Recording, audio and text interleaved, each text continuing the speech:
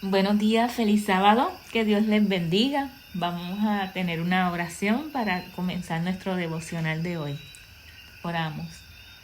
Querido Padre Celestial, gracias porque tú nos permites estar vivos en este día. Gracias porque nos cuidas, nos proteges, Padre. Gracias sobre todo porque cuidas de nuestros hijos, de nuestra familia, de nuestros amigos. Gracias, Señor, porque siempre estás ahí para nosotros. Y en esta mañana, Padre, te queremos pedir que el Espíritu Santo sea quien dirija todo de principio a fin, que sea Él hablando a través de mí y que nos traigas palabra de vida para vida eterna. Háblanos, Dios, que estamos aquí atentos para escuchar. Bendícenos con tu santa palabra. En el nombre de Jesús. Amén. El devocional de esta mañana se titula Por amor a Él. ¿Alguna vez tú has conocido a alguien que parece tener una fuente secreta de bondad? Una persona que está llena de gozo, de bendición en alguna parte profunda de su ser. Tal vez algún familiar, algún compañero de trabajo, algún amigo. Personas que tú las ves y que siempre están felices, siempre están sonriendo. O que en general son personas con las que te sientes bien estar con ellos, que la pasas muy bien, que te sientes complacido cuando compartes con ellos. Puede parecer un poco raro, ¿verdad? ¿Cómo es posible que se pueda vivir así en un mundo como este? Una vida donde eres tan y tan feliz que irradias la vida de Jesús. Y esto crea gozo y paz donde quiera que tú estás. Quizás dudas que existan personas así, pero sin lugar a dudas no es nada insólito que tú puedas conocer gente así. Existe una forma real de tú experimentar una vida así de abundante y de enriquecedora. Y comienza con dos versículos muy conocidos. Romanos 6:6. Romanos 6:6 nos dice: sabiendo esto, que nuestro viejo hombre fue crucificado juntamente con él, para que el cuerpo del pecado sea destruido, a fin de que no sirvamos más al pecado. Y el versículo que vamos a estar mirando en el día de hoy en este devocional, que es Gálatas 2:20, y nos dice: pues ya no vivo yo, mas vive Cristo en mí, y lo que ahora vivo en la carne, lo vivo en la fe del Hijo de Dios, el cual me amó y se entregó a sí mismo por mí. Esto, cuando lo leemos, es como una paradoja, ¿verdad? Porque dice, ya no vivo yo. Luego dice, lo que ahora vivo. Es un sentido de que no estás viviendo porque Cristo está viviendo en tu lugar. Es como ese viejo Adán. En Adán morimos, pero ahora en Cristo vive en esa vasija de barro vacía. Gálatas 2:20 es uno de los testimonios personales más fuertes que hay en la Biblia. Y no es hasta que uno tiene ese testimonio, vive ese testimonio, experimenta ese testimonio de que con Cristo estoy justamente crucificado y ya no vivo yo, que realmente es en ese momento que se da ese nuevo nacimiento. Pablo dice que vivió la vida de Jesús y eso nunca habría podido hacerlo si el viejo hombre nunca hubiera sido crucificado con él.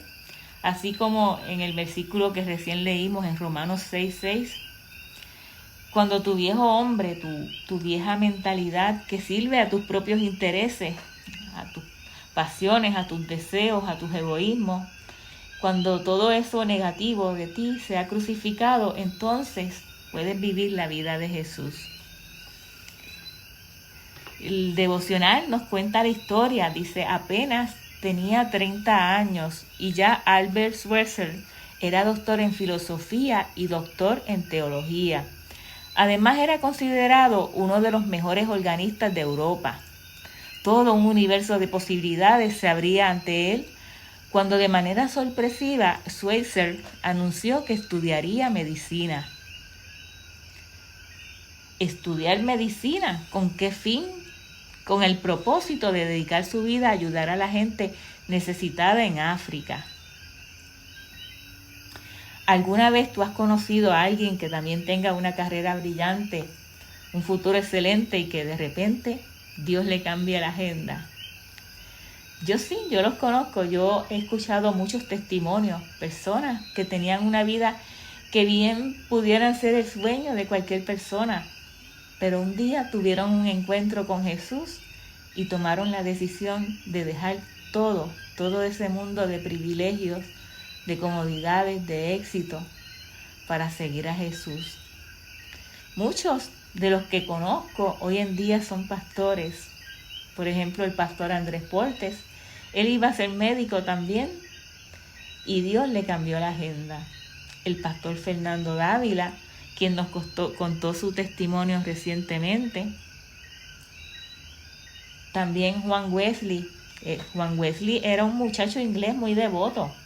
Mientras era estudiante en la Universidad de Oxford, él fundó el Club de los Santos, en el que él y otros estudiantes se disciplinaban físicamente como actos de devoción. Sin embargo, en esa época él todavía no se había convertido. Y en una ocasión, mientras Wesley se encontraba muy enfermo en cama, un amigo del creyente lo fue a visitar y le llevó el comentario que Martín Lutero había escrito acerca del libro de Gálatas. Después que su amigo se fue, Wesley se quedó meditando en la frase de Gálatas 2:20, precisamente la que hemos estado leyendo hoy, que dice: ya no vivo yo, mas vive Cristo en mí, y lo que ahora vivo en la carne, no lo vivo en la fe del Hijo de Dios, el cual me amó y se entregó a sí mismo por mí. Después que su amigo se fue, Wesley se quedó meditando en esa frase, el cual me amó y se entregó a sí mismo por mí. Y finalmente, el 21 de mayo de 1738, Wesley creyó en lo que Jesús había hecho por él personalmente, y en ese momento le entregó su vida a Jesús. Tanto Wesley como su hermano Carlos llevaron el evangelio a miles de personas durante un avivamiento que se propagó por toda Inglaterra. Wesley compuso bellísimos himnos que hoy en día también los cantan muchas personas. La vida cristiana es una vida por la otra. Es la vida de Jesús por la tuya. Cuando Jesús tomó el control de tu vida toma dimensiones que jamás tú has conocido, que has imaginado. Claro está, Jesús sí las ha imaginado porque Él conoce los planes que tiene para ti. Continuando con el devocional, dice: estudiar medicina. ¿Con qué fin? Con el propósito de dedicar su vida a ayudar a la gente necesitada en África. Según escribe William Barclay, para el momento de tomar su decisión, Schweitzer era el rector del Theological College of Strasbourg. Vivía cómodamente y tenía delante de sí la perspectiva de una brillante carrera como profesor de teología. Además, había estudiado música bajo la dirección del compositor francés Charles-Marie Widor y era reconocido como una autoridad en la interpretación de la música Bach. Sin embargo, Schweitzer prefirió dejarlo todo atrás y tomar el camino que lo llevaría a Lambaréné, Gabón, donde construyó un hospital y durante décadas brindó atención a millares de pacientes y centenares de leprosos. El alcance de su obra filantrópica le hizo merecedor del Premio Nobel de la Paz en 1952. Y es que cuando tú te sientes débil, Cristo te muestra su fuerza en tu vida. Cuando miramos en 2 Corintios 12:9, ahí Jesús le dice a Pablo: con mi gracia tienes más que suficiente, porque mi poder se perfecciona en la debilidad. Por eso, con mucho gusto habré de jactarme en mis debilidades para que el poder de Cristo repose en mí.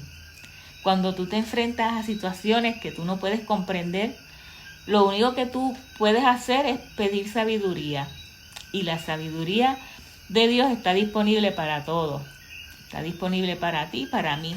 Por eso es que Santiago 1:5 dice: si alguno de ustedes requiere la sabiduría, pídasela a Dios y Él se la dará. Cuando te enfrentas a situaciones que muchas veces pues son humanamente imposibles, Dios lo hace posible. Lo que nos debe preocupar es: ¿tienes tú suficientemente de Jesús en ti para poder ganar las batallas? Tenemos que postrarnos a sus pies, tenemos que morir nuestras propias fuerzas, nuestro yo, a nuestra propia sabiduría y arrojarnos a los brazos amorosos de Jesús. ¿Cómo podría librarte de esta situación tan difícil que estás pasando? Pues muy simple, porque para Dios no hay nada imposible. Cuando Cristo entra a vivir en el corazón del creyente, toda la plenitud de Dios está disponible para esa persona. Por eso es que en Efesios 3:19 nos dice que conozcan ese amor que excede a todo conocimiento, para que sean llenos de toda la plenitud de Dios, de la plenitud del Padre, de la plenitud del Hijo y de la plenitud del Espíritu Santo. En nuestro deseo por nosotros sentir la presencia de Dios más intensamente, no solo buscamos al Dios que vive con nosotras, sino también buscamos al Dios que vive en nosotras. Y no solo como un asunto de creencia doctrinal, sino como una presencia que es práctica y que es palpable. Es maravilloso saber que Dios controla tu vida y que Él sabe perfectamente cómo ésta se llevará a cabo. En vez de preocuparte acerca de lo que tendrás que afrontar en el futuro, tu gran reto será de entregarle a Dios el control de cada área de tu vida. Es realmente una tentación tratar de hacer las cosas por nosotros mismos, pero lo que solo Dios puede hacer, como dice la Biblia, nuestra tarea es decirle: aquí te lo entregamos. Permanecer siempre en la vid, dejar que Dios haga en ti y a través de ti lo que solo Él puede hacer. Por eso Jesús nos dice en Juan 15:5, yo soy la vid y ustedes los pámpanos, el que permanece en mí y yo en él, este lleva mucho fruto, porque separados de mí, ustedes nada pueden hacer. Solo Dios puede hacer. Deja que Él viva en tu vida, deja que Él esté en ti a través tuyo. Él es el único que puede hacerlo. Y en el versículo 20 continúa diciendo, y ya no vivo yo, sino que Cristo vive en mí. El cristianismo no es tratar de vivir la mejor vida posible para Dios, es más bien morir al yo y dejar que Cristo viva en nosotros. Sin embargo, nuestro problema más grande es que siempre tratamos de servirle a Dios por nuestros propios esfuerzos. Por lo tanto, la elección es muy simple: o nos negamos a nosotros mismos o negamos a Cristo. Cuando nosotros invitamos a Cristo a obrar en nuestras vidas y obedecemos sus mandatos, nos convertimos en sus representantes. Y Él obra por medio de nosotros para que muchas otras personas también puedan ser salvos. Hudson Taylor fue un misionero inglés en China. Él escribió acerca de la dulzura, del descanso y de la paz. Y él escribió basado en su experiencia de lo que él sentía cuando se identificó completamente con Jesús. Cuando eso ocurre en su vida, ya él no se sentía ansioso por nada, sino que siempre en medio de las situaciones difíciles, pues él tenía paz. Sin importar dónde Dios lo pusiera, ni cuán duras pudieran ser sus presiones o las limitaciones de su vida, la presencia de Dios dentro de él le facilitaba la tarea que le esperaba. Hudson había aprendido a descansar en Jesús y a dejar que el Espíritu Santo fluyera a través de él. Y esto es uno de los beneficios que nos da la presencia de Dios. Si es que aprendemos a descansar en Él, si nosotros dejamos que el Espíritu Santo viva su vida plenamente en nosotros, nosotros vamos a sentirnos también con ese gozo y esa paz. Pero para poder hacer esto, tenemos que confiar en la bondad de sus propósitos, ¿verdad? Aun cuando nuestro camino tome un giro inesperado. Tenemos que creer que Él vive en nosotros y que Él está obrando dentro de nosotros. Y no confiar en nuestros propios recursos. Estamos tan acostumbrados a luchar y a esforzarnos por nuestra propia cuenta que la idea de descansar en Jesús a veces parece irresponsable y hasta poco natural. Así que escoge descansar en Cristo, deja que Jesús viva en ti, deja que la vid dé fruto a través tuyo. Recuerda que ese no es solamente tu deseo, también es el deseo de Jesús. Continuando con el relato, dice, para quienes vivimos en el siglo XXI, nada de lo que hizo Schweitzer pareciera tener sentido, pero tenía sentido para él. Por eso, cuando le preguntaron por qué él había decidido abandonar su carrera para convertirse en un misionero en el África, dijo, lo hice por él. lo hizo por amor a Cristo. Lo que para el mundo era toda una locura, que lo encontramos en 1 Corintios 2:14, para Schweitzer era lo más natural. Él tenía que hacer algo, aunque fuera poco, pero él tenía que ser agradecido en gratitud a aquel que tanto había hecho por él. Y esto es así porque la vieja vida se detiene, todas esas cosas asquerosas y miserables, fuentes de las que bebías y que ya no son de tu interés, han sido cerradas por completo. Ahora las fuentes del cielo se abren. Es cuando ya no va a ser ese yo el que viva, sino que por todo lo contrario vas a tener una vida bendecida, una vida abundante y rica. En Juan 4:14 nos dice: mas el que bebiere del agua que yo le daré no tendrá sed jamás, sino que el agua que yo le daré será en él una fuente de agua que salte para vida eterna. Y es que todo es posible por medio de la cruz, la cual es poder y la sabiduría de Dios. De hecho, Jesús demostró cuál era ese poder cuando se levantó de entre los muertos el tercer día. Ese poder que le da la cruz era el que podía levantarlo de la muerte. Ese poder era el que rompió las cadenas y los lazos de la muerte. Y por lo tanto nada lo podía detener.